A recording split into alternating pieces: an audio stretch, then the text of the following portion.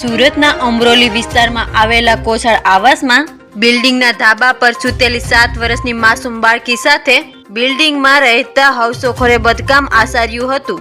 બાળકીએ સમગ્ર હકીકત પરિવારને કહી હતી, જેથી પરિવારે હવસોખોર યુવક સામે પોલીસ મથકમાં ફરિયાદ નોંધાવતા પોલીસ પોસ્કો હેઠળ દુષ્કર્મનો ગુનો નોંધાવી વધુ તપાસ હાથ ધરી છે.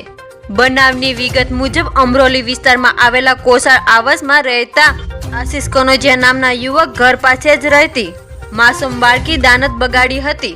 બાળકી આવાસની છત પર સૂતી હતી. તે દરમિયાન આશિષ કનોજિયા તેની પાસે પહોંચી ગયો હતો.